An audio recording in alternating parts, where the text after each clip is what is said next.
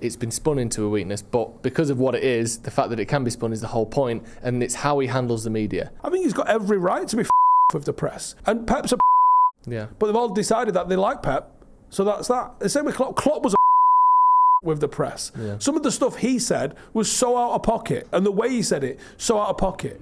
Ten Hag's just pretty straightforward. It looks like Erik Ten Hag is safe for now, but it's a very much for now situation, and things need to turn around at Manchester United for him to keep his job long term. Me and Stephen Howson are going to go through what needs to change for Ten Hag to last more than he's got the next 2 games. He's got the next 2 games, maybe till the next international break. We're going to go through a few different things in Ten Hag's kind of wheelhouse, things that he struggled with, things that he maybe could improve on, or basically needs to improve on. And if he doesn't, he's probably going to go. So we've got a few different things. We've got motivation, we've got tactics, we've got goal scoring, we've got finding his strongest 11, and also how he deals with the media and the sort of public face of Erik Ten Hag. Sound good? I'm just going to... No, yeah, go on. I'll wait till we get to it. Okay. Well, let's start with motivation. And obviously, this is maybe not just on Ten Hag. This is a player's sort of self-motivation thing. This is a bigger sort of topic. But if we stick to, is Ten Hag, A, getting the best out of his players, and B, getting what he wants out of his players in terms of, are they pressing where they should be? Are they passing the passes that they should be? Are they moving in the right areas that they should be? One big criticism of him is how he's not got the best out of his players. Rashford in the first season, 30 goals is obviously a massive exception to that. But I think last season, you try and go through that squad and who had a good year, it's basically Kobbie Mainoo and that's about it. Maybe Dalot, I think he won player of the season as well. Does he have a problem with motivation? And is maybe the lack of sort of tactical identity that we've got partly down to players not fully buying into what Ten Hag's got to offer, do you think? I think people massively overplayed the motivation thing with football coaches. We all saw Any Given Sunday and Al Pacino inch by inching his bollocks off, but that's a fucking movie. Yeah. That's not reality. That's not how sport at the elite level is played and is managed. Think anyone had to motivate Roy Keane? No. Well, he did. Yeah. Do you think anyone had to motivate Nemanja Vidic? No. Or even Rio? Do you know what I mean? Occasionally accused of lapses of concentration in games. Because it was a bit easy for him at times. Remember when we were good? Yeah. Or Evra. Or Wayne Rooney. Or any of our great players. What does that tell you? We don't have those great players at the club anymore that are self-motivated. I think even there's examples of players in the time when we haven't been great that you look at Zlatan Ibrahimovic, for instance. He didn't need anyone telling him what to do. Does Bruno need motivating? He's playing terrible at the moment, but he looks motivated. Yeah. He looks like he'd kick someone and run through walls for you. And how often do you see him sprinting past someone else to do a job defensively? Frequently. So I think that phrase of motivation, I think, is a fundamental misunderstanding of what a manager's role is. Now, if you say instructions, well, that we never get to see the instruction. We only get to see what happens and extrapolate backwards what we presume there was instructed to do. I think if you were saying, are they playing to instruction, that can be questioned. But the premise of motivation as a coach's role, I think there's this elevation of managers as this sort of messiah kind of character that just transform. Like there are people sitting, probably watching this video right now going, Fergie would win the league with this team. But he wouldn't. Fergie didn't win the league with some of Fergie's teams. That's true. Quite often, actually half of his teams he didn't win the league with.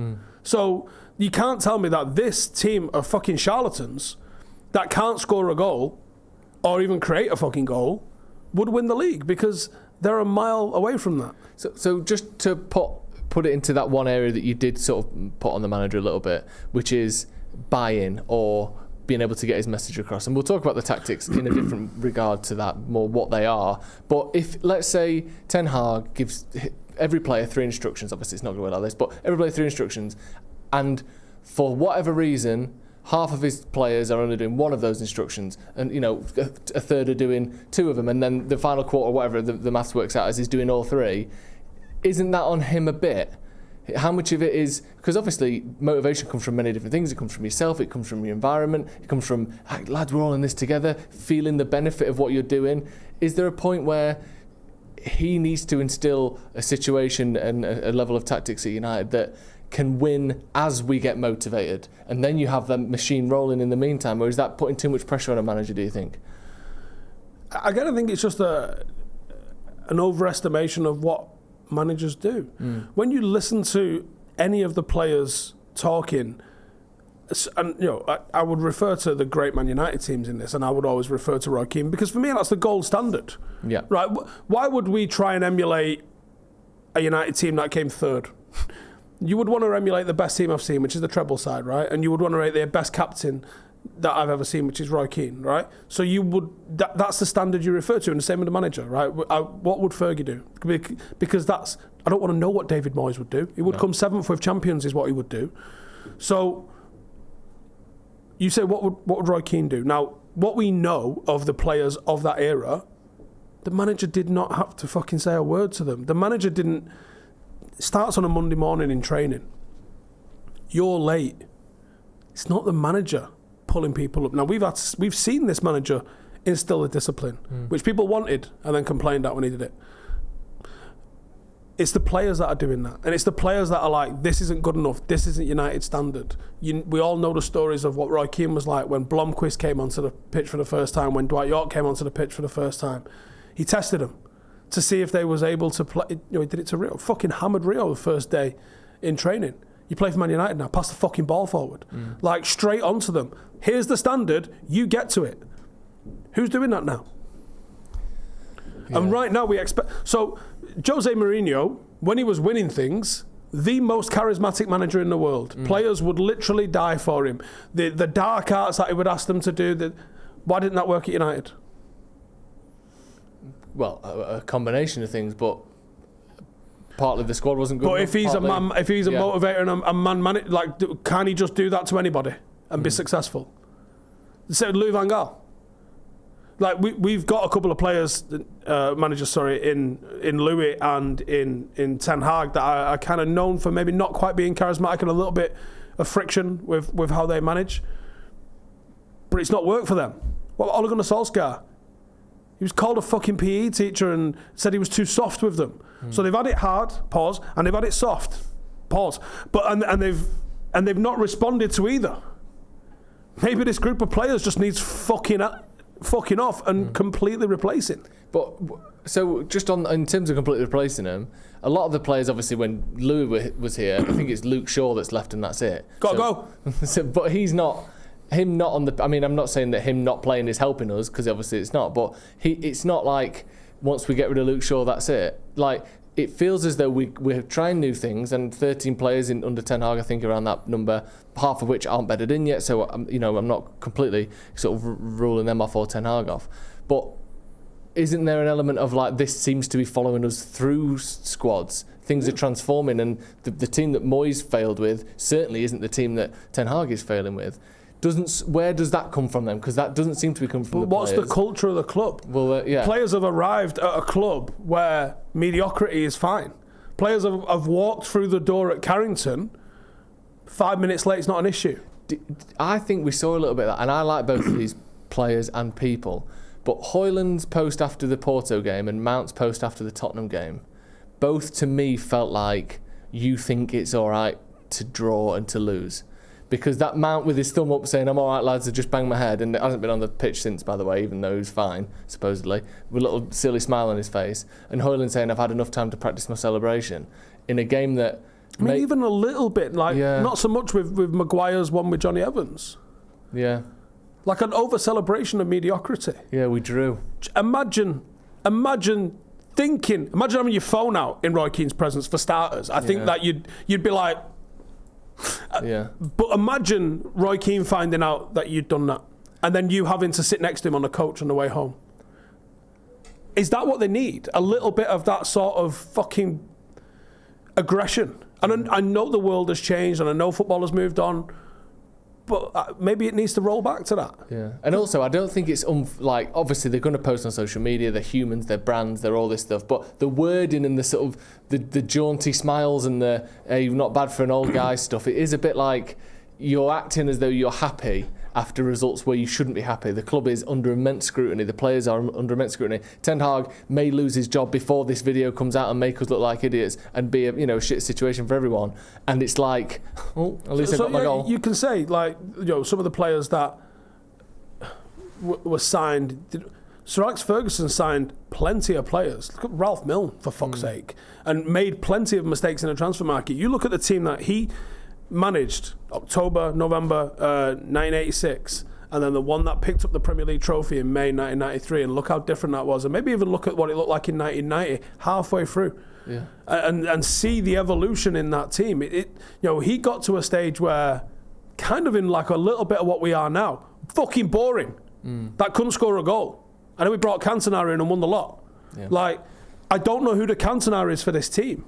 You're thinking, I like Brian McClare and I like Mark Hughes. And is that Xerxes and Hoyland for us for now? But we need the Cantona to come in. I don't know who the Cantona is. There's plenty of players who are fine, but then the class of '92 lads always point to the influence Cantona had, because this fucker wanted to do extras. And maybe if Roy Keane hadn't have come into an environment where Cantona had already set the tone of we're doing extras, Roy Keane could have ended up at, let's say he went to Liverpool and got in with the Spice Boys. He could have just been, because he liked to drink, he might have just been a raging piss can that was a fucking absolute social hand grenade.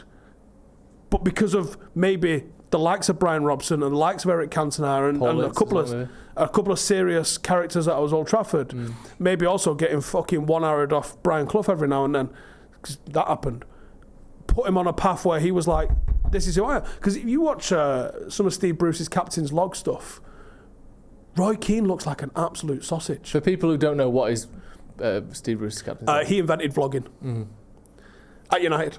Yeah. So the back end, probably the last 3 or 4 months of the 92-93 season, our captain was carrying around one of the comedy old school video cameras and vlogging, essentially, not selfie mode, because you couldn't do that then.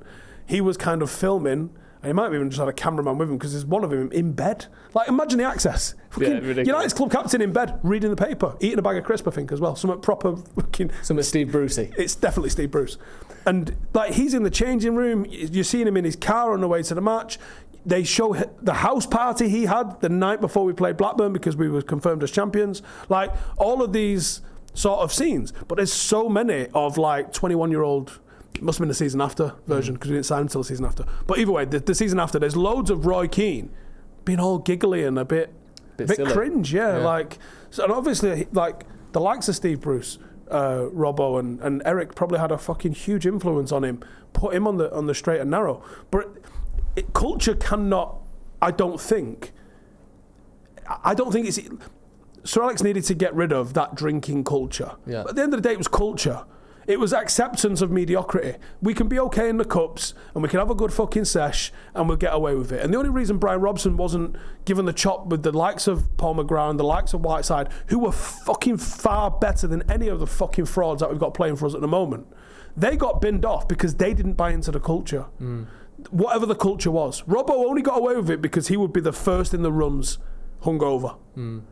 Whereas the rest of them couldn't do that. They went a bit too hard with it. And that might be why Lee Sharp found his career at Manchester United cut short. Because he couldn't balance it out the way like a Ryan Giggs could, for example. And that's what you've got to get to. You've got to get to that culture of fucking winners.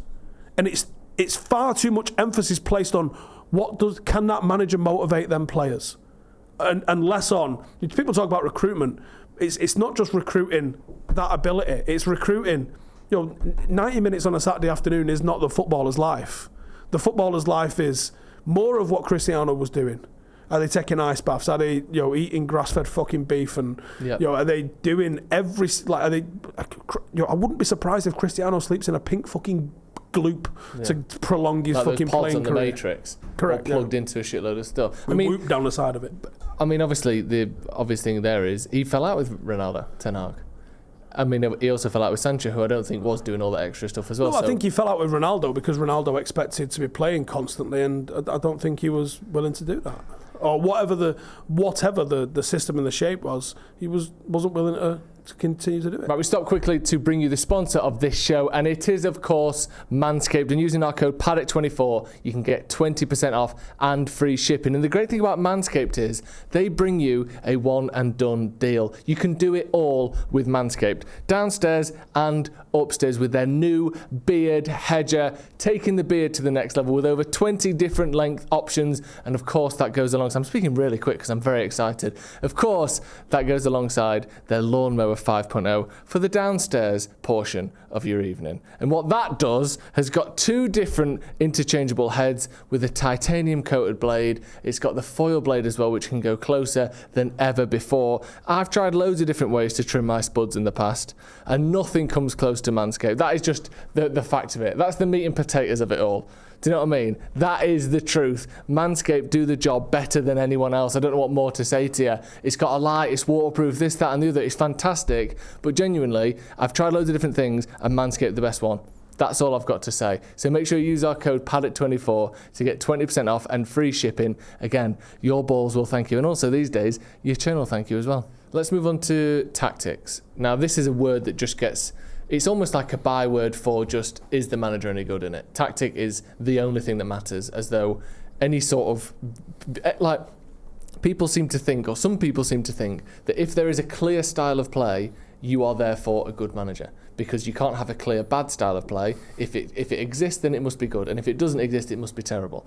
And I think Ten Hag does have a style of play, and at times I think it's successful, and at times it hasn't been successful, and at times it isn't adhered to. I want to go through a couple of what I think have been successful performances under Ten Hag across all the seasons he's been here, and there isn't thousands to choose from. Tactics is shape, right? Yeah. And I think our shape is abundantly clear. Yeah. I can tell exactly what we're trying to do. Now, maybe that changed a little bit at Villa. Yeah. It was a little bit more conservative with the fullback use. But you can see the shapes that we're trying to create in possession. And you know what we're trying to do out of possession. That's your tactics. And in terms of that, one big game that I think is the reason he's here today is the FA Cup final last year, because there was a season where a lot of it we looked clueless tactically, I think, and shape-wise it felt all over the place. That FA Cup final, in particular that first half, where United, I think they only had 26% possession in that half, but except the possession stat, United were the better team in every other stat. They created more chances. Scored more goals. Scored 2 goals in that half. Had an XG of 1.45. United had more shots on target. City only had 1 shot on target in that whole half. United had just basically better everything. And watching the game at the ground or on telly, wherever anyone watched it, United were the better team in that final. And I think not just winning it and scraping a win or being a bit lucky, winning it and being the better team, deserving to win it is what kept Ten Hag's job. I see so many people mention all the time, this manager's tactically clueless. And the response to that is, the tactically clueless managers beat Pep Guardiola's Manchester City in cup finals. No.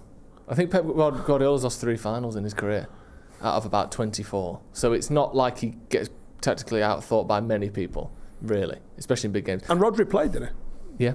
Another big game, supposedly his first loss in like 50 weeks, except Real Madrid won the Champions League and beat City on the way. So, I remember. Yeah. I remember. Going back to the first season, a game that I always point to was that 2-0 win over Spurs in October that season, which is obviously 6 weeks or so into his tenure at United. We had 28 shots in that game, 10 on target. We also had more shots, more possession, more tackles, more clearances than Tottenham. Marcus Rashford, one of his best games for United in a game he didn't even score in, but it was just phenomenal.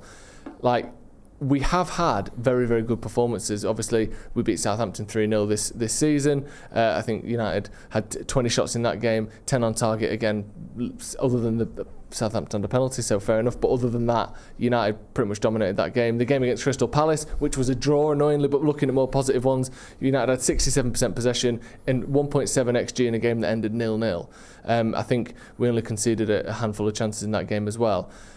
There is tactics, but there is. But what the massive issue is if it works, it works. But when it don't work, we lose 3-0. Yeah. We concede 3 goals, almost like we don't want to concede one. Yeah. When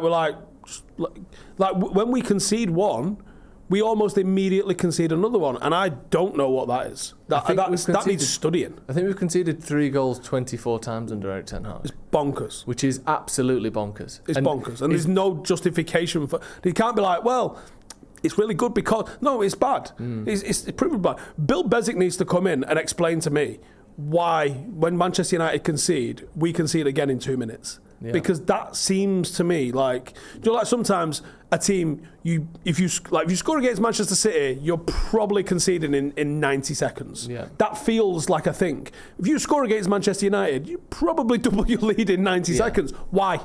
What is that? Know.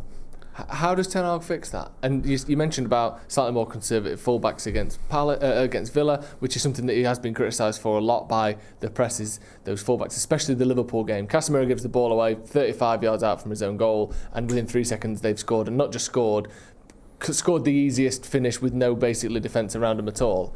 What do we do about that? Does he just have to be more defensive, a bit more conservative? Maybe. I think it perhaps came into the Premier League thinking that... It's wrong to say that his Ajax team were just a cock of the walk. Ajax hadn't won the league in 4 years, I believe, until he got there. And then he won it every year, except the COVID year when they cancelled it. So it would be unfair to presume this was some sort of Brendan Rodgers Celtic sort of fucking mooch around. But I think what is a truism is when you get an Ajax team that can actually play football, you're probably going to dominate everybody else in the league, bar 1 or 2 matches. And Ronaldo mentions this a lot. I think he underestimated the strength of the Premier League, or the will of some teams to play Manchester United in the Premier League and go at you in the Premier League. And I think that's been one aspect of a downfall, is that maybe he recognised that we don't actually score a lot of goals. We kind of play an all-out attacking system without actually being able to all-out attack. We play like a 3-2-5 system. That's very common, by the way. But we never score. Yeah. Well, how's that happening? I think, if you had better attackers, we'd probably be dicking teams. Yeah. So maybe you have to cut your cloth a little bit more accordingly and realise that we actually have a strong defence. We're starting to get a fairly strong midfield. The attack is our weakness.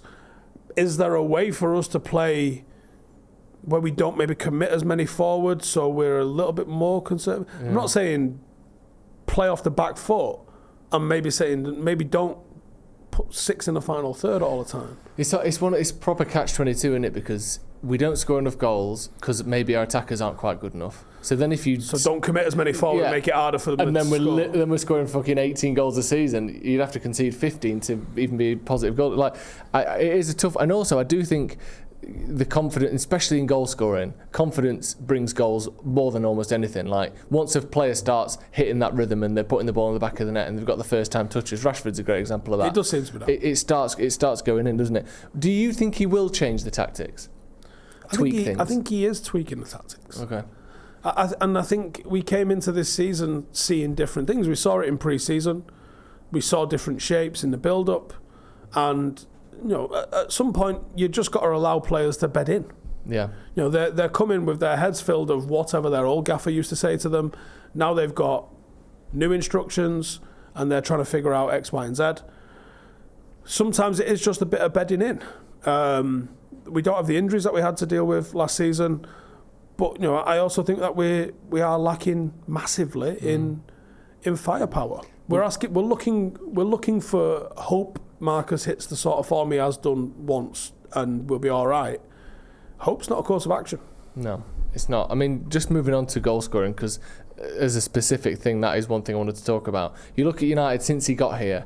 In his first season, finished third in the Premier League. We scored 58 league goals with 43 goals against, plus 15 goal difference, which was joint 7th with Brentford in terms of goals scored. Last season, we scored 57 goals, only one less than his first season, but we conceded 15 more than we did the season before, with a goal difference of -1 in the end. Again, joint 10th this time with Palace in terms of goals scored. This season, we've got 5 goals scored in, I think, was it 6-7 games? 8 against, -3 goal difference.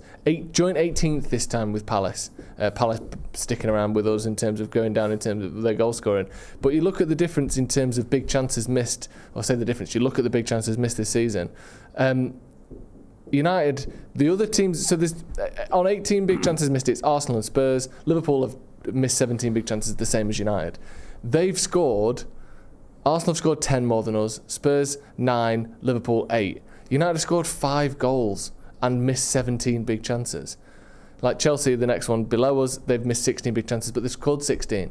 Like, even in amongst this, we still should have scored more and made more chances. Like, why aren't we making more chances? And I know we're sort of doing a little bit, we're missing a lot, but these lot have missed this many and still scored 10 more than us. So where does that disconnect? Is it just player quality, do you think? Yeah. Do you? Yeah. But how much better is Brennan Johnson, Solanke and, I don't even know, Kulusevski than Xerxes, Rashford, Ahmad? Well, let's be actually honest about what those players are. You've got a lad that's bedding in from Serie A. Yeah. And a lad in his second season from Serie A that has never scored more than, fucking 7? Højlund? Yeah. Yeah. And we're asking him to score 25. We gambled big on a potential of a player. Mm. In Marcus, you've got a very inconsistent goal scorer, but he doesn't create for people. It's not his game. His game is to score. So you get a bit of feast and famine with him. Sometimes it's great, sometimes it's frustrating. In Garnacho, you've got neither. He doesn't create or score. Mm. Runs around like honestly, just runs around. And then in Ahmad, you've got someone who's basically starting their first Premier League season because he played, 4 games or something last season? Yeah. That's our forward... Oh, sorry, Anthony, I forget. Yeah. Right? Yeah. That's our forward line. Do you honestly think that scores more than fucking Crystal Palace's forward line? I mean, it's close. Isn't it? And we were joint with Palace last season in terms of goals scored. But I don't know. I look at... and the other side of it, our creator-in-chief has had a 4 out of 10 fucking season. Yeah, Bruno. Yeah. He's not creating. Or scoring. So, you'd like your midfield to chip in with some goals. Like, ultimately, you want to see Kobbie Mainoo getting 8 to 10 a season, right? You'd like to see Christian Eriksen chipping in. I think Casemiro's got the capability of chipping in with some goals. Ugarte probably not. It's not his game. But like the midfield has to chip in. But the wingers and the strikers have to score goals. Mm. Like since he scored that, he had 1 shot, 1 goal. How many chances has Xerxes had since? 10? I can think of 6 spring to mind instantly of like good big chances. Yeah, probably a handful more in terms of overall. He's got to score. Yeah. Garnacho's got to score. Rashford has got to score. Højlund has got to score. They're not scoring. If you got to be real about this, they play for Manchester United. I think Højlund's better than Solanke, right? But I don't think Rashford's better than Son. No. Yeah. Yeah, I don't think any of them come close to Mo Salah. How much of this then comes back to the first point about motivation, and not as in Ten Hag giving that sort of inspiring them to score, but in terms of just them as players thinking, I have to become a 20-goal season striker, studying. We've got Ruud van Nistelrooy there. I know you can't just receive his talent because it doesn't work like that, but like they've got the best chance they can of turning into... I think Højlund, he got 16 last season. As he improves, learns a bit, sharpens up in terms of his touches and that sort of thing, there's no reason he couldn't get 20 to 25 goals at some point in his career. He could be that kind of striker. We know Rashford can get 20 plus and 30 maybe will be his best ever season, but he's got 20 plus 3 times now. Ahmad is unknown, Garnacho is unknown, and Xerxes probably isn't. But where can that come from then? Where can we get the best out of Rashford? Is that just a confidence thing? Is it Bruno has to have a great season or he can't do it? Is he doing all he can do? Yeah, we saw him go work with Oppa during the last international break. Why not every afternoon? Why not every afternoon? Cristiano Ronaldo did. Yeah. Like Cristiano Ronaldo, okay, a little bit of a freak in certain circumstances, but if you're not taking away the mentality that he came and brought, and saying, Why don't I just try it for a year? Yeah. What's the worst that can happen? I don't need to do laundry, right? If I'm on a $250,000 a week at Manchester United, probably not doing my own laundry. Probably got a fella for that, right? Or a young lady for that, or an old lady for that, whatever. Anything. A human. There could be someone that's cooking for me, and even washing the fucking plates afterwards, right? We can have someone driving for me, so I don't even need to do that. I probably shouldn't fucking do that, looking at the way some of them drive. So I should go training, and I believe there is a bit of an option at Carrington now to stick around and do some extras with That's the likes new. of Root. It is new. But even if that wasn't an option, you've all got... we see Oppa with fucking Wayne Rooney's kid. Why is Wayne Rooney's kid working harder than the professional lads? Because I see him at least weekly with Oppa. Why am I not seeing that? Why am I not hearing? Because we get to know what's going on. Why am I not hearing that every one of Manchester United's players is doing Cristiano Ronaldo shit? Why does it not look like a Rocky film? Because if it's not, you're not working hard enough. Yeah. Although based on what you hear, probably someone dropped a cigarette in the ice bath about 10 years ago and they've not fixed it since at Carrington. If the rumours are to be believed. I know Rio walked around there and kicking off is probably a bit strong with it, but he was kind of walking around. I think Fletcher took him around and he was kind of going, why don't we show this? Because he said they had all of this technology, all this new shit, like the place looked mega, it had been refitted. This is like a year ago. And he was like, you've got Ronaldo saying that them tiles haven't been changed, but probably everything else in the fucking building has been changed apart from the tiles. And he's like, why are we not telling people about this? And he just was like, we're not really asked what people think. But you're like, but that image permutates, and that might be stopping us recruiting players because they think you're fucking working out of a shed. There definitely is that image about United. Yeah. And I think as well, a lot of people, and this is a separate issue, and I think Old Trafford definitely has issues, and you go to the new modern stadiums, and we went to SoFi, which is the most modern stadium I've ever been to by a mile, and it does feel a step or two behind. But I think if a lot of people who, non-United fans or people who don't go to a lot of games for whatever reason, went to Old Trafford, they probably go, is this the thing that I was told is the worst object on earth? Have you been to Villa Park, embarrassment? by the way? No, I have never been to Villa Park, actually. Well, for starters, Villa Park is a literal go back in time. Yeah. Right? There's parts of the Etihad where you go, fuck's going on here, kind of thing. Even the Emirates. Emirates is a sexy little stadium, but it's 20 years old in places and looks it. Yeah. Right? The issues at United, because it's United, get overblown and fucking rammed down your throat because it's United, and that's how it goes down. Yeah. Just another thing I want to talk about is this sort of his starting 11. I think that you don't obviously have to play the exact same 11 for every game no matter what, but do you think there's an issue where, right, Martinez and De Ligt, you had a stinker against Porto, so you're both getting swapped out. I don't know my first choice centre-back partnership because it's a big game that might cost me my job, and it's Maguire and Evans starting. The front three has changed almost every game this season, and I don't know whether that's a planned thing, like City rotate, or whether it's we need to find the formula here. Like the midfield seems to change. Ugarte comes in, like you said, then doesn't get seen again. Like he's not played and he's a different type of player. Then Casemiro, he's dropped and he's done at United, and then he starts against Porto. Does it feel like it's a little bit haphazard, or is that just healthy rotation? Well, those narratives that you were saying, they're media narratives. That's a good point. Or from the fans. Yeah. Ten Hag might be completely calm about it.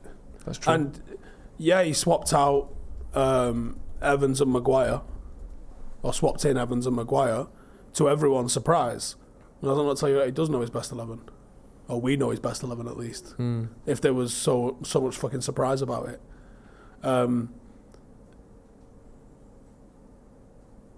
How often did Sir Alex, towards the back end of his career, play the same 11 week in, week out? Very rarely. He didn't. He used to tell journalists if they could guess his starting 11, he'd give them a fucking all expenses paid trip to Scotland. Yeah. And there's that stat in there. Do you know that? I know it's a Liverpool one, but it's just one that you see quite regularly on sort of football Twitter. That kind of the Klopp 11, the Champions League style 11 that we could all sort of go through and name, the Matip, Van Dijk, Robertson, that started together once, and it was the Champions League final. Well, the United treble team, which we would all go through. Yeah. Johnson and Stam, Neville and Irwin, Giggs, Keane, Scholes, Beckham, York and Cole. One game. Yeah. Mad, innit? So did Fergie not know his best 11?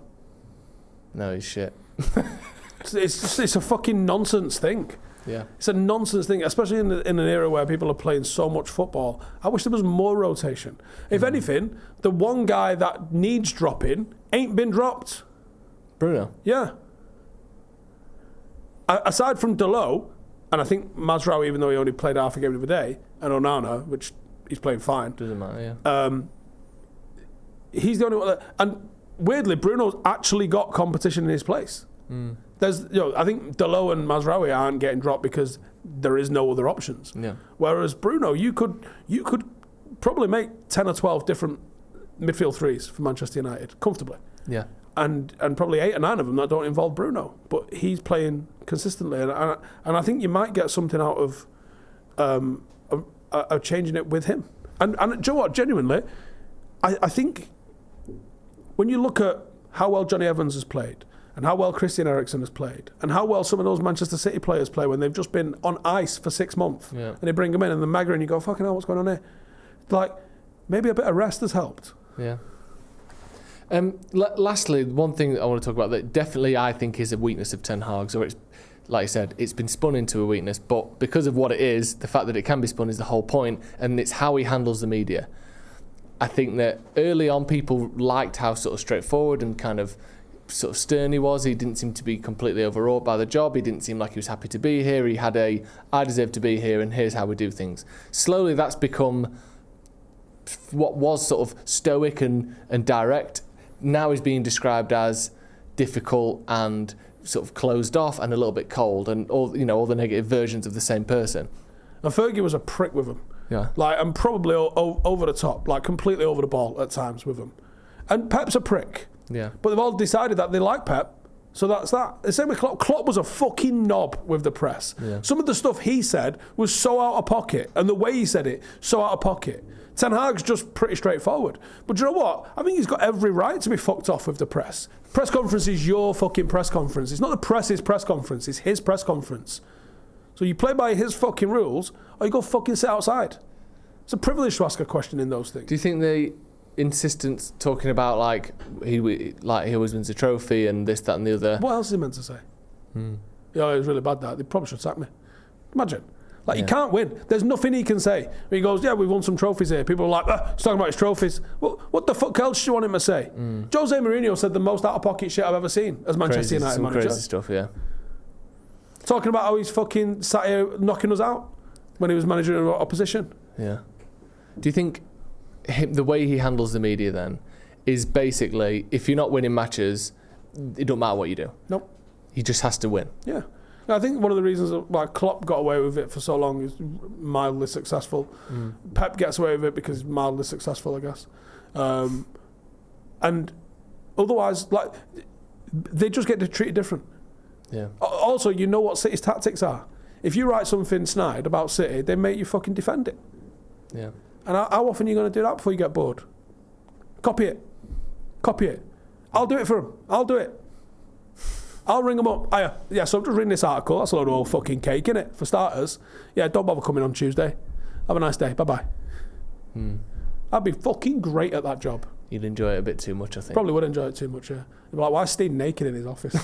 Don't worry about that. Again. Don't worry about that. Don't even bother turning up for the press conference because no one's coming. Why is Steve turned up fully clothed but with 3 empty coat hangers in his hand? He's taking those clothes off, isn't he? He's already planning it now. Okay, yeah, maybe that's... I think it is just a case of start winning and the media handles itself, doesn't it, really? Yeah. Yeah, unfortunately. Fergie didn't talk to him. Yeah. And banned everyone. Yeah, but it didn't matter. But it didn't matter. No. Do you think Ten Hag will get past the next international break? When is it? It's second week in November. We've got Brentford, Fenerbahce, West Ham and Leicester. Well, if you lose all 3, maybe not. I don't think there's any permanent situations with the club at the moment. And I think while he is a legacy appointment from a previous sort of ownership and CEO, there's always going to be a question mark over him, whether or not they'll want their own man in. They backed him in a way in the summer. They backed him with transfers, and they kicked in the extension. But I think that was the minimum they had to do. He didn't get a new contract. It wasn't a new contract. He got new staff and he got an extension. That's very much kicking a decision down the road. I think that it'd be very prudent for them to see this season out no matter what and do a lot of learning and a lot of target identifying. But at the same time, they could just fuck him off today. Yeah. And this is all nonsense. Correct. Right, that'll be all from us. Thank you very much for joining us. That was 5 things that Ten Hag needs to fix if he's going to keep his job at Manchester United. I mean, let's hope he still has a job at Manchester United by the time this goes out. We'll have to wait and see. Thank you, Steve. Thank you, everyone, for watching. See you in a bit.